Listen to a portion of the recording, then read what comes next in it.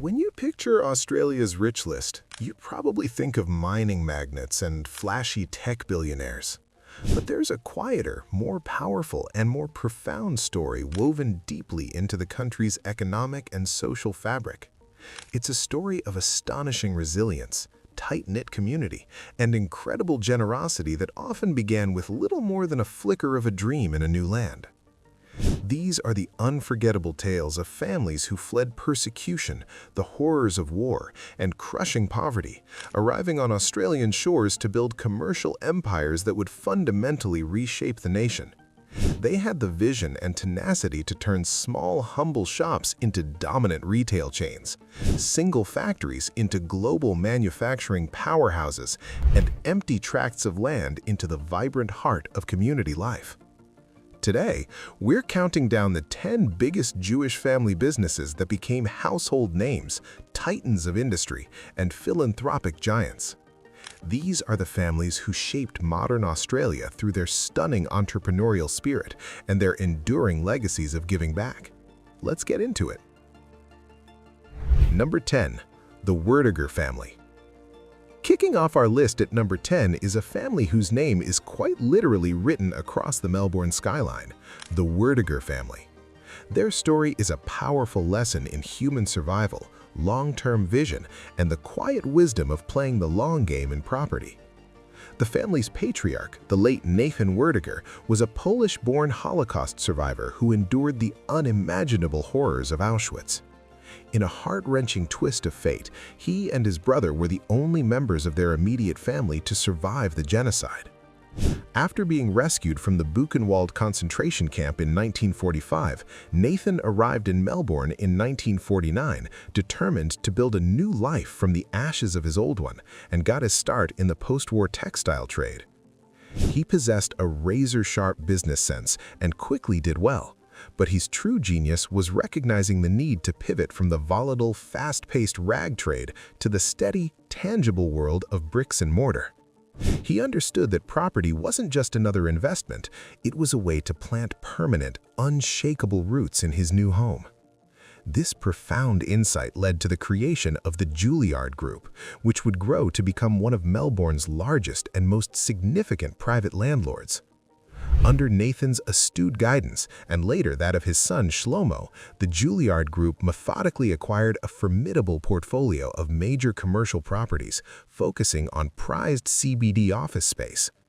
Their holdings expanded to include iconic Melbourne buildings like 459 Collins Street and 535 Burke Street. For many years, they held these blue-chip assets with their cousins, the Letterman family. After Nathan passed away in 2015, the families made the momentous decision to separate their interests, triggering a massive and complex restructure in 2019. In a landmark deal worth over $400 million, the Werdigers bought out the Letterman stake, taking full and clear control of a CBD portfolio then valued at nearly $900 million. David Werdiger, Nathan's youngest son, has highlighted a common and successful path for immigrant families. You first build a thriving business, and then you pivot to real estate to secure your family's future for generations to come.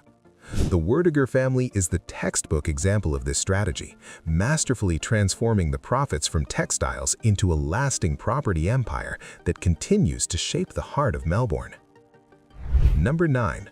The Besson family. At number 9, we have the Besson family, a name that has been at the very heart of Australian fashion and retail for decades. Their story begins with the immense strength and resilience of a Holocaust survivor. The late family patriarch, Marcus or Mark Besson, was born in Romania and survived the war before arriving in Australia in 1947 to start anew. He began his journey as a humble hosiery supplier, armed with determination but very limited resources. His life and the course of Australian retail changed forever when he married Eva Gandel in 1950. Eva's parents had started a small corsetry shop in Melbourne called Sussan back in 1939. Mark went into business with his brother-in-law, John Gandel, and together their combined ambition and vision transformed that single store into a national powerhouse. By the 1960s, Sussan was already one of Australia's largest and most recognizable fashion retailers. Their ambition didn't stop there. They expertly grew the Sussan brand while acquiring other iconic Australian chains like Suzanne Grey and Sportsgirl. At the same time, the family displayed incredible foresight by cleverly diversifying into property.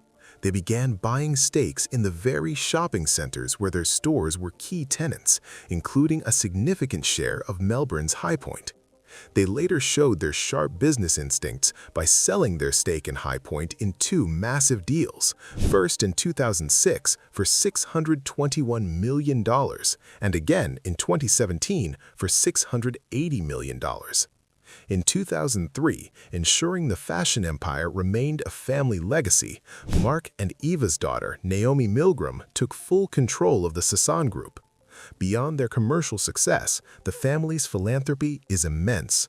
They founded the Besson Family Foundation in 1978, which has since donated many millions to the arts, health, and Jewish community causes. Their profound love for the arts culminated in the creation of the Tarawara Museum of Art in the Yarra Valley, the first major privately funded public art gallery in Australia, gifting their magnificent collection to the nation. Number 8. The Lieberman Family. Coming in at number 8 is one of the most private yet powerful and influential dynasties in Australian business, the Lieberman family. Known for their vast and complex web of investments in property, technology, and finance, the family is famously media-shy, preferring to let their immense influence speak for itself. Their Australian story began after World War II, when brothers Jack and Chaim Lieberman arrived from Poland, having survived the Holocaust. Patriarch Jack laid the family's formidable financial foundation with a series of astute investments in commercial property. When Jack passed away in 1997, his son Boris took the reins and dramatically diversified their portfolio.